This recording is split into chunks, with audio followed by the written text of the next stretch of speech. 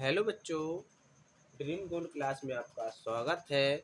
और आज हम सीखने वाले हैं कि कैसे समांतर चतुर्भुज का क्षेत्रफल ज्ञात किया जाता है। तो बच्चों, आप लोग जानते हैं कि समांतर चतुर्भुज क्या होता है। तो देखिए, इसकी जो सम्मुख भुजाएं होती हैं वो बराबर होती हैं। जैसे कि इसके सामने की भुजा ए बराबर होगी, इसके सामने की भुजा ए बराबर होगी। और बच्चों, सम्मुख कोण भी इसके कैसे होते हैं? बराबर। जितना कोण ए होगा उतना ही कोण ए वाला इधर का होगा, जितना कोण ए वाला होगा उतना ही कोण इसका होगा। और बच्चों, हमें इसका क्या करना है बच्चों? एरिया ज्ञात करना है, यानी क्षेत्रफल ज्ञात करना है, यानी सभी का। तो देखिए, हम जानते हैं कि जो समांतर चतुर्भुज का क्षेत्रफल क्या होता है। तो समांतर चतुर्भुज का क्षेत्रफल होता है, समांतर चतुर्भुज का क्षेत्रफल। फॉर्मूला क्या होता है बच्चों? तो हम जानते हैं क्या होता है, आधार गुणा ऊंचाई। यहाँ पर बच्चों आधार क्या है?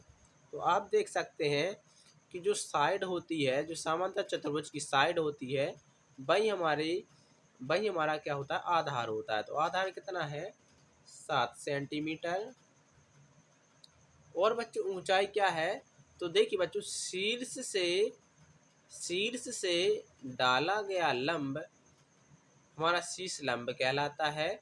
और इसे ही हम क्या कहते हैं? ऊंचाई कहते हैं। शीर्ष से डाला गया लंब शीर्ष लंब, और इसी को हम क्या कहते हैं? ऊंचाई कहते हैं। तो बच्चों ऊंचाई कितनी है? 4 सेंटीमीटर।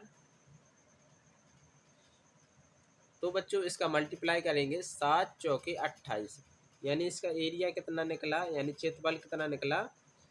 28 centimetre square. और बच्चों यहाँ पर क्षेत्रफल वही होता है, यानी कि कितना भाग भरा हुआ है बीच का एरिया, यानी कितनी जगह है, वही हमारी एरिया क्षेत्रफल कहलाता है। तो इसका आंसर कितना निकला बच्चों? 28 सेंटीमीटर स्क्वायर। अब बढ़ते हम अगले क्वेश्चन पर। दूसरा क्वेश्चन है, देखिए हमारे सामने, हमें इसका क्षेत्रफल ज्ञात करना है इस समांतर चतुर्भुज का। तो हम पहले ही बच्चों हम जानते हैं कि क्षेत्रफल का फॉर्मूला क्या होता है, हमने पहले ही पढ़ा है हमने पिछले सवाल में कि क्षेत्रफल बराबर आधार गुणे ऊंचाई। आधार गुणा ऊंचाई। बच्चों आधार क्या है? तो आधार यहाँ पर है 2.5 सेंटीमीटर, मल्टीप्लाई ऊंचाई क्या है, यानी कि शीर्ष से यहाँ तक की ऊंचाई क्या है? 3.5 सेंटीमीटर। ये हमारी ऊंचाई है। हम इनका बच्चों मल्टीप्लाई कर देंगे तो हमारा आंसर आ जाएगा बच्चों। देखिए 35 गुणा 25 कितना होता है? तो मल्टीप्लाई कर लेंगे हम। तो देखिए 5 से जैसे 25 में करते हैं तो आता है, कितना आता है बच्चों? 125। 25 पंचे 125। फिर इसके बाद देखिए 3 5 से 15 की 5, 5 लाई 1, 3 दूनी 6, 1 7, यानी कितना आता है यहाँ पर क्षेत्रफल हमारा? तो 5 7 8।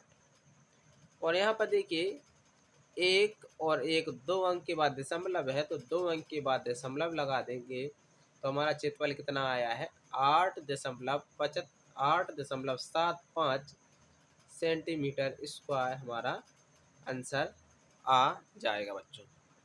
अब आते हैं बच्चों तीसरे सवाल पर। तीसरा सवाल है बच्चों, अब हमें इस